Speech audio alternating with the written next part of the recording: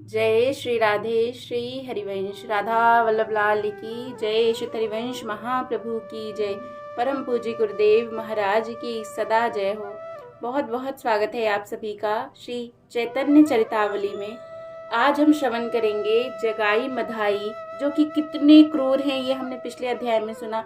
उनका उद्धार हरि नाम से कैसे होता है, भगवान की कृपा कैसी होती है, इसको हम इस अध्याय में श्रवण करेंगे। लेकिन इसे शुरू करने से पहले आइए एक बार हरिनाम गा लेते हैं। ये प्रभु को बहुत आनंद देता है। मेरे साथ साथ आप भी गाइए। हरे कृष्णा कृष्णा कृष्ण हरे हरे, हरे राम राम राम हरे हरे, हरे कृष्णा राधे राधे। तो चलिए शुरू करते हैं जगाई मधाई का उद्धार। जय श्री राधे। साधु नाम दर्शनम पुण्यम तीर्थभूता ही साधवः, कालेन फलते तीर्थम श्रद्धा साधु समागमः। अर्थात साधुओं का शरीर ही तीर्थ स्वरूप है, उनके दर्शन से ही पुण्य होता है। साधुओं में और तीर्थों में एक बड़ा भारी अंतर है। तीर्थों में जाने का फल तो कालांतर में मिलता है, किंतु साधुओं के समागम का फल तत्काल ही मिल जाता है। जय हो। अतः सच्चे साधुओं का सत्संग तो बहुत दूर की बात है, उनका दर्शन ही कोटि तीर्थों से अधिक होता है। जय हो। कितना सुंदर, कितना सुंदर। सचमुच में जिसका हृदय कोमल है, जो सभी प्राणियों को प्रेम की दृष्टि से देखता है, जिसकी बुद्धि घृणा और द्वेष के कारण मलिन नहीं हो पाई है, परोपकार करना जिसका व्यसन ही बन गया है, ऐसा साधु पुरुष यदि सच्चे हृदय से किसी घोर पापी से पापी का भी कल्याण चाहे, तो उसके धर्मात्मा बनने में संदेह ही नहीं। महात्माओं की स्वाभाविक इच्छा अमोघ होती है। यदि वे प्रसन्नता पूर्वक किसी की ओर देख भर लें, बस उसी समय उसका बेड़ा पार है। साधुओं के साथ खोटी बुद्धि से किया हुआ संग भी व्यर्थ नहीं होता। साधुओं से द्वेष रखने वालों का भी कल्याण ही होते देखा गया है। यदि पापी के ऊपर किसी अपराध के कारण कभी क्रोध ना करने वाले महात्माओं को दैवात क्रोध आ गया, तब तो उसका सर्वस्व ही नाश हो जाता है, किंतु प्राय महात्माओं को क्रोध कभी नाम मात्र को ही आता है। वे अपने अहित करने वाले का भी सदा हित ही करते हैं। प्रहार करने पर भी वे वृक्षों की भांति सुस्वादु फल ही प्रदान करते हैं, क्योंकि उनका हृदय दया से परिपूर्ण होता है। जय हो। जय श्री राधे। इतने घोर पापी दोनों भाई जगाई मधाई के ऊपर नित्यानंद जी की कृपा हो गई।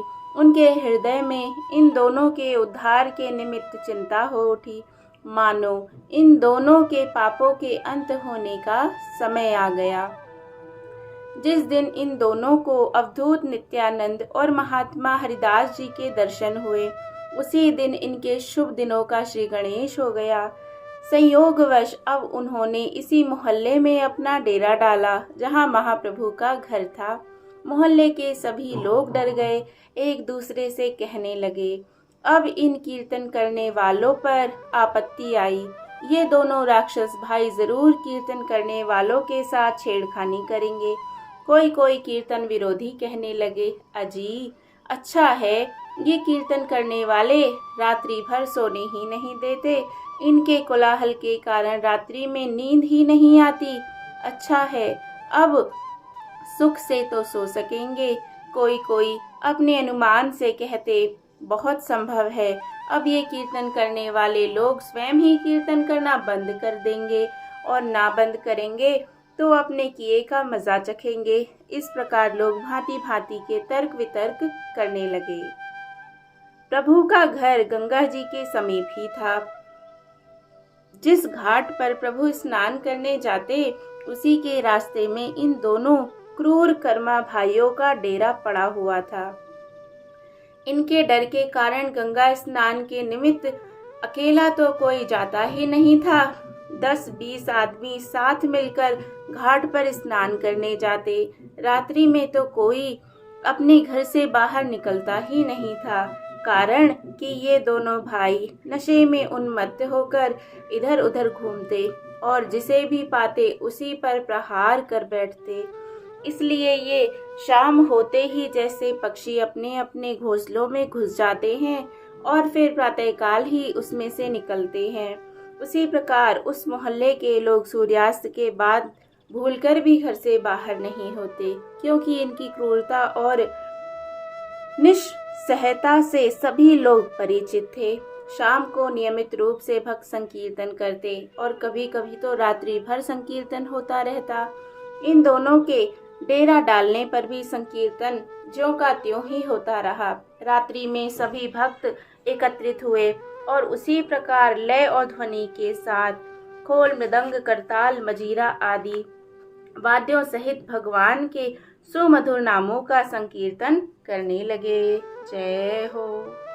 संकीर्तन की त्रितापहारी अनंत अघसहारी सुमधुर ध्वनि इन दोनों भाइयों के कानों में भी पड़ी।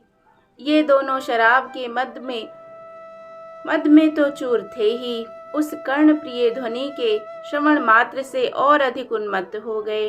गर्मियों के दिन थे, बाहर अपने पलंगों पर पड़े हुए ये कीर्तन के जगत पावनकारी रसामृत का पान करने लगे।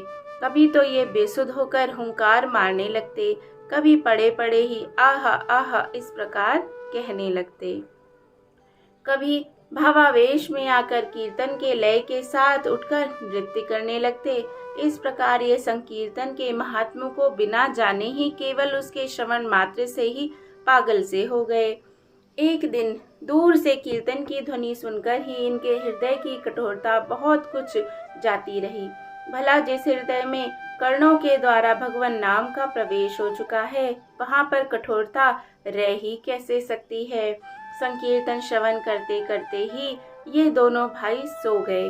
प्रातःकाल जब जगे तो इन्होंने भक्तों को घाट की ओर गंगा स्नान के निमित्त जाते हुए देखा। महाप्रभु भी उधर से ही जा रहे थे। इन्होंने यह सब तो पहले ही सुन रखा था कि प्रभु ही संकीर्तन के जीवन दाता हैं। अतः प्रभु को देखते ही इन्होंने कुछ गर्वित स्वर से प्रसन्नता के साथ कहा, निमाई पंडित रात्रि में तो बड़ा सुंदर गाना गा रहे थे, क्या मंगल चंडी के गीत थे। एक दिन अपने सभी साथियों के सहित हमारे यहाँ भी गान करो। तुम जो जो सामग्री बताओगे वह सब हम मंगा देंगे। एक दिन जरूर हमारे यहाँ चंडी मंगल होना चाहिए। हमें तुम्हारे गीत बहुत भले मालूम पड़ते हैं। भगवान नाम संकीर्तन का कैसा विलक्षण प्रभाव है। केवल अनिच्छा पूर्वक श्रवण करने का यह फल है कि जो दोनों भाई किसी से सीधे बात ही नहीं करना जानते थे, वे ही महाप्रभु से अपने यहाँ गायन करने की प्रार्थना करने लगे। प्रभु ने इनकी बातों का कुछ भी उत्तर नहीं दिया। वे उपेक्षा करके आगे चले गए। जय श्री राधे। तीसरे प्रहर सभी भक्त प्रभु के घर एकत्रित हुए। सभी ने प्रभु से प्रार्थना की, प्रभु इन दोनों भाइयों का अवश्य ही उद्धार होना चाहिए। अब यही इनके उद्धार के निमित्त सुअवसर है। तभी लोगों को संकीर्तन का महत्व जान पड़ेगा एवं आपका पतित पावन और दीन बंधु नाम सार्थक हो सकेगा। प्रभु ने मुस्कुराते हुए कहा, भक्त वृंद, जिनके उद्धार के निमित्त आप सब लोग इतने चिंतित हैं, जिनकी मंगल कामना के लिए आप सभी के हृदयों में इतनी अधिक इच्छा है, उनका तो उद्धार अब हुआ ही समझो। अब उनके उद्धार में क्या देरी है। जिन्हें श्रीपाद के दर्शनों का सौभाग्य प्राप्त हो चुका, वे पापी रह ही कैसे सकते हैं। श्रीपाद के दर्शन व्यर्थ कभी नहीं जाते, ये उनका कल्याण अवश्य करेंगे। प्रभु के ऐसे आश्वासन वाक्य सुनकर भक्त अपने अपने स्थानों को चले गए। एक दिन रात्रि के समय नित्यानंद जी महाप्रभु के घर की ओर आ रहे थे। निताई ने जानबूझकर केवल उन दोनों भाइयों के उद्धार के निमित्त ही रात्रि वे उधर से आने की बात सोची थी। ये धीरे धीरे भगवान नाम का उच्चारण करते हुए इनके डेरे के सामने होकर ही निकले। उस समय ये दोनों शराब के नशे में चूर बैठे थे। नित्यानंद को रात्रि में उधर से जाते देखकर लाल आंखें किए हुए मदिरा की बेहोशी में मधाई ने पूछा, कौन जा रहा है? नित्यानंद जी भला क्यों उत्तर देने वाले थे, वे चुप ही रहे। इस पर उसने डांटकर जोर से कहा, अरे कौन जा रहा है, बोलता क्यों नहीं? इस पर नित्यानंद जी ने निर्भीक भाव से कहा, क्यों, हम हैं, क्या कहते हो? मधाई ने कहा, तुम कौन हो, अपना नाम बताओ और इस समय रात्रि में कहाँ जा रहे हो? नित्यानंद जी ने सरलता के साथ कुछ विनोद के लहजे में कहा, प्रभु के यहाँ संकीर्तन करने जा रहे हैं, हमारा नाम है अवधूत। अवधूत नाम को सुनकर ही मधाई चिढ़ गया। उसने कहा, अवधूत? अवधूत बड़ा विचित्र नाम है, अवधूत तो नाम नहीं होता। क्यों बे बदमाश, हमसे दिल लगी करता है? यह कहकर उस अविचारी मदो उन्मत्त ने पास में पड़े हुए एक घड़े के टुकड़े को उठाकर नित्यानंद जी के सिर में जोर से मारा। वह खपड़ा इतनी जोर से निताई के सिर में लगा कि सिर से लगते ही उसके टुकड़े टुकड़े हो गए। एक टुकड़ा निताई के माथे में ही गड़ गया। खपड़े के गड़ जाने से मस्तक से रक्त की धारा बहने लगी। नित्यानंद जी का संपूर्ण शरीर रक्त से लथपथ हो गया। उनके सभी वस्त्र रक्त रंजित हो गए। इस पर भी नित्यानंद जी को उसके ऊपर क्रोध नहीं आया। वे आनंद के साथ नृत्य करते हुए भगवान नाम का गान करने लगे। वे इनके ऊपर दया दर्शाते हुए रो रो कर प्रभु से प्रार्थना करने लगे, प्रभु, जिस शरीर से जो आघात हुआ उसकी मुझे कुछ भी चिंता नहीं, किंतु इन ब्राह्मण कुमारों की ऐसी दुर्दशा अब मुझसे नहीं देखी जाती। इनकी इस शोचनीय अवस्था के स्मरण मात्र से मेरा हृदय विदीर्ण हुआ जाता है। हे दयालु, अब तो इनकी रक्षा करो, अब तो इनकी निष्कृति का उपाय बताओ। नित्यानंद जी को इस प्रकार प्रेम में नृत्य करते देखकर मधाई और चिढ़ गया।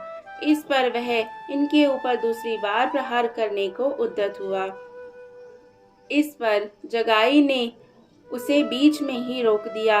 मधाई की अपेक्षा जगाई कुछ कोमल प्रकृति और दयावान था। उसे नित्यानंद जी की इस दशा पर बड़ी दया आई। प्रहार करने वाले पर भी क्रोध ना करके वे आनंद के सहित नृत्य कर रहे हैं और उल्टे अपने अपराधी के कल्याण के निमित्त प्रभु से प्रार्थना कर रहे हैं। इस बात से जगाई का हृदय पसीज उठा। उसने मधाई को रोकते हुए कहा, तुम ये क्या कर रहे हो? एक सन्यासी को बिना जाने बूझे मार रहे हो, यह अच्छी बात नहीं है। लाल लाल आंखों से चारों ओर देखते हुए मधाई ने कहा, यह अपना सीधी तरह नाम गांव क्यों नहीं बताता? सरलता के स्वर में जगाई ने कहा, यह परदेसी सन्यासी अपना नाम गांव क्यों बतावे? देखते नहीं अवधूत है, मांग कर खाता होगा, इधर उधर पड़ा रहता होगा। जगाई के इस प्रकार निवारण करने पर मधाई शांत हुआ। उसने दूसरी बार नित्यानंद जी पर प्रहार नहीं किया। नित्यानंद जी आनंद में उन्मत्त हुए नृत्य कर रहे थे। माथे से रक्त का पनाला सा बह रहा था। वहां की संपूर्ण पृथ्वी रक्त से भीग गई। लोगों ने जल्दी ही आकर यह संवाद प्रभु को दिया। उस समय महाप्रभु भक्तों के सहित कीर्तन आरंभ करने ही वाले थे। नित्यानंद जी के प्रहार की बात सुनकर अब इनसे नहीं रहा गया। ये नित्यानंद जी को प्राणों से भी अधिक प्यार करते थे। नित्यानंद जी की विपत्ति का समाचार सुनकर ये एकदम उठ बैठे और दौड़ते हुए घटना स्थल पर आ गए। इनके पीछे सभी भक्त भी ज्यों के त्यों ही उठे चले आए। किसी के गले में ढोल की लटक रही थी, किसी की कमर में मृदंग बंधा था, कोई पखावज लिए था, किसी के दोनों हाथों में करताल थी और बहुतों के हाथों में मंजीरा ही था। प्रभु ने देखा नित्यानंद जी आनंद के उद्रेक में प्रेम से उन्मत्त की भांति नृत्य कर रहे हैं। उनके मस्तक से रक्त की धार बह रही है। उनका संपूर्ण शरीर रक्त रंजित हो रहा है। उनके शरीर से रक्त टप टप टपक रहा है। उनके नीचे की संपूर्ण पृथ्वी रक्त के कारण लाल हो गई है। ऐसी दशा में भगवान के सुमधुर नामों का कीर्तन कर रहे हैं। नित्यानंद जी के रक्त प्रवाह को देखकर प्रभु का खून उबलने लगा। उस समय वे अपनी सब प्रतिज्ञा भूल गए और आकाश की ओर देखकर जोरों से हुंकार मारते हुए चक्र चक्र इस प्रकार कहने लगे, मानो इन दोनों पापियों के संहार के निमित्त वे सुदर्शन चक्र का आवाहन कर रहे हैं। प्रभु को इस प्रकार क्रोधाविष्टि देखकर नित्यानंद जी ने उनसे विनीत भाव से कहा, प्रभु अपनी प्रतिज्ञा स्मरण कीजिए। इन पापियों के प्रति जो आपके हृदय में क्रोध उत्पन्न हो गया है उसे दूर कीजिए। जब आप ही पापियों के ऊपर दया ना करेंगे, क्रोध करेंगे, तो इनका उद्धार कैसे होगा? आप तो पाप संहारी हैं। आप ही पापियों के ऊपर दया ना करेंगे तो कैसे चलेगा? आपका नाम तो पतित पावन है, आप तो दीनानाथ हैं। इनके बार बार दीनहीन पतित आपको उद्धार के निमित्त कहाँ मिलेगा? प्रभु ये पापी आपकी कृपा के पात्र हैं, ये गौर की दया के अधिकारी हैं, इनके ऊपर अनुग्रह होना चाहिए। अपने जगद्वंद चरणों को इनके मस्तकों पर रखकर इनका उद्धार कीजिए। निताई के ऐसी प्रार्थना करने पर भी प्रभु का क्रोध शांत नहीं हुआ। इधर प्रभु को क्रुद्ध देखकर सभी भक्त विस्मित से हो गए। सभी आश्चर्य के साथ प्रभु के कुपित मुख की ओर संभ्रम भाव से देखने लगे। सभी को प्रतीत होने लगा कि आज संसार में महाप्रलय हो जाएगा। संपूर्ण संसार प्रभु के प्रकोप से भस्मीभूत हो जाएगा। प्रभु की ऐसी दशा देखकर कुछ भक्त अपने आप को ना रोक सके। मुरारी गुप्त आदि वीर भक्त महावीर के आवेश में आकर उन दोनों पापी भाइयों के संहार के निमित्त स्वयं उद्यत हो गए। उस समय भक्तों के हृदय में एक प्रकार की भारी खलबली सी मची हुई थी। उत्तेजित भक्त मंडली को देखकर जगाई मदाई के सभी सेवक डर के कारण थरथर कांपने लगे। हजारों नर नारी घटना स्थल पर आकर एकत्रित हो गए। संपूर्ण नगर में एक प्रकार का कोलाहल सा मच गया। नित्यानंद जी उत्तेजित हुए मुरारी गुप्त आदि भक्तों के पैरों में गिर गिर कर उनसे शांत होने के लिए कह रहे थे। प्रभु से भी वे बार बार शांत होने की प्रार्थना कर रहे थे। वे दोनों भाई डरे हुए से चुपचाप खड़े थे। उन्हें कुछ सूझता ही नहीं था वे अब क्या करें। इतने में ही उन्हें ऐसा प्रतीत होने लगा मानो आकाश में से सुदर्शन चक्र उनके संहार के निमित्त उतर रहा है। सुदर्शन चक्र के दर्शन से वे बहुत ही अधिक भयभीत हुए और डर के कारण थर थर कांपने लगे। नित्यानंद जी ने इनकी मनोगत अवस्था को समझकर चक्र से आकाश में ही रुके रहने की प्रार्थना की और दीन भाव से पुनः प्रभु से प्रार्थना करने लगे, प्रभु यदि आप ही युग में पापियों को दंड देंगे तो फिर पापियों का उद्धार कहाँ हुआ? यह तो संसार ही हुआ, यह तो संहार ही हुआ। हरिदास जी को आपने आश्वासन दिया था कि हम पतितों का संहार ना करके उद्धार करेंगे। सामने खड़े हुए इन दोनों पतित पातकियों का उद्धार करके आप अपने पतित पावन नाम को सार्थक क्यों नहीं करते? फिर दंड ही देना है तो एक मधाई को ही दीजिए। जगाई ने तो आपका कोई अपराध नहीं किया, इसने तो उल्टे मधाई को प्रहार करने से रोका ही है। दूसरी बार प्रहार करने से जगाई ने ही मधाई को रोका है। प्रभु जगाई तो मेरी रक्षा करने वाला है, वह तो सर्वथा निर्दोष है। जगाई ने श्रीपाद की रक्षा की है, उन्हें मधाई के द्वितीय प्रहार से बचाया है। इस बात को सुनते ही प्रभु की प्रसन्नता का ठिकाना नहीं रहा। उनका संपूर्ण शरीर पुलकित हो उठा। प्रेम के कारण जगाई को प्रभु ने गले से लगा लिया और वे गदगद कंठ से कहने लगे, तुमने मेरे भाई को बचाया है, तुम मेरे भाई के रक्षक हो, तुमसे बढ़कर मेरा प्यारा और कौन हो सकता है। आओ मेरे गले लगकर मेरे अनुतप्त हृदय को शीतलता प्रदान करो। प्रभु का प्रेमालिंगन पाते ही जगाई मूर्छित हो गया। वह अचेत होकर प्रभु के चरणों में लौटने लगा। आज उस भाग्यवान ब्राह्मण बंधु का जन्म सफल हो गया। उसके सभी पाप क्षय हो गए। उसके हृदय में पाप पुंजों का समूह जमे हुए हिम के समान प्रेम रूपी अग्नि की आंच पाने से पिघल पिघल कर आंखों के द्वारा बहने लगा। प्रभु के चरणों में पड़ा हुआ जगाई जोरों के साथ फूट फूट कर रोने लगा। अपने भाई को इस प्रकार प्रेम में अधीर होकर रुदन करते देखकर मदाई के हृदय में भी पश्चाताप की ज्वाला जलने लगी। उसे भी अपने कुकृत्य पर लज्जा आने लगी। वह अधिक काल तक स्थिर ना रह सका। आंखों में आंसू भरकर गदगद कंठ से उसने कहा, प्रभु, हम दोनों ही भाइयों ने मिलकर समान रूप से पाप किए हैं।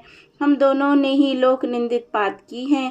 आपने एक भाई को ही अपने चरणों की शरण प्रदान की। नाथ, हम दोनों को ही अपनाइए, हम दोनों की ही रक्षा कीजिए।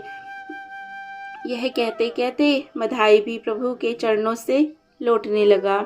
अश्रुओं के वेग से वहां की सब धूली कीचड़ बन गई। वह कीचड़ दोनों भाइयों के अंगों में लिपटा हुआ था। सभी संपूर्ण शरीर धूली और कीच से सना हुआ था। नदिया के बिना तिलक के राजाओं को इस प्रकार धूली में लौटते देखकर सभी नर नारी अवाक रह गए। सभी लोग उन पापियों के पापों को भुलाकर उनके ऊपर दया के भाव प्रदर्शित करने लगे। आहा, नम्रता में कितना भारी आकर्षण होता है। मदाई के ऊपर से प्रभु का रोष अभी भी नहीं गया था। उन्होंने गंभीर स्वर से कहा, मदाई, मैं तुम्हें क्षमा नहीं कर सकता। मैं अपने अपराध करने वाले के प्रति तो कभी क्रोध नहीं करता, किंतु तुमने श्रीपाद नित्यानंद जी का अपराध किया है।